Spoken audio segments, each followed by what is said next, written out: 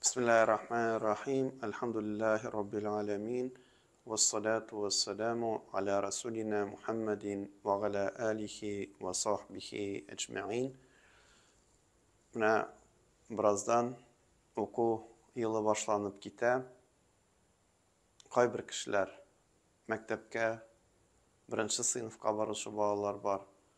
Qaybir studentlar birinci kursqa baralar. Kimlərdir bu yıl mədrəsəgə, birinci kursqa deyib eytik, birinci sınıfqa şulay kirələr. Allah-u Teala hər birsinə, hər bir oquşuğa, həm şulay müəllimgə, ustazlarga özünün yardımın, özünün rəhmətin birsə idi.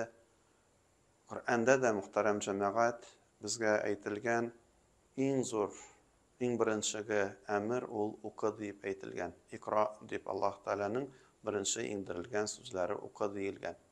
Ham aytilgan biror bilmagan masalalarda so'rovlar tug'sa, bilgan kishilardan so'rag'iz deb aytilar. Ham bilgan kishilar, bilimli kishilar bilimsizlar bilan birga bo'larmi deb aytilgan. Şulay Peygamberimiz Muhammed aleyhisselam aytib qoldirgan g'alimlar alar peygamberlerinin varisları degan. Agar endi peygamberler alar altın, aqsa, baylık qaldırmaganlar, alar bilim qaldırgan. Kim şul bilimni ala alsa, o zor baxtga, zor derecege erişə degan. Albatta muhterem cemaat, xalqımızda şunday söz var, bilim alı ol, ine bilen kıyı qazu deyip. Bilim alırga da jеңіл түгел, lakin indi bilimni biruvi da, o'qituvi da ol albatta jеңіл түгел. Şuna ko'ra biz indi har birimiz o'quvchi, har birimizning o'qituvchilarimiz, ustozlarimiz bor. Ustozlarimizni, o'qituvchilarimizni hurmat etsak edi. Alarga buluşsak edi, alarni tinglasak edi, alarni rəncitməsək idi.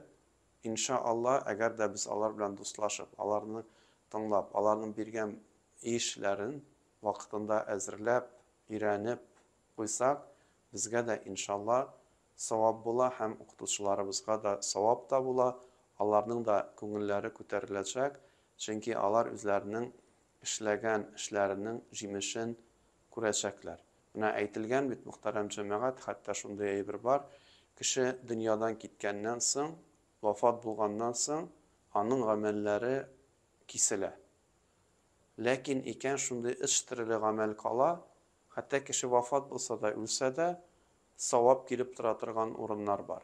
Bunları nindi orunlar desək, birincisi ol sadaqatu cariyə.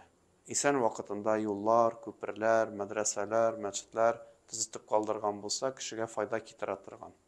Hem ikincisi bilim kaldırsa.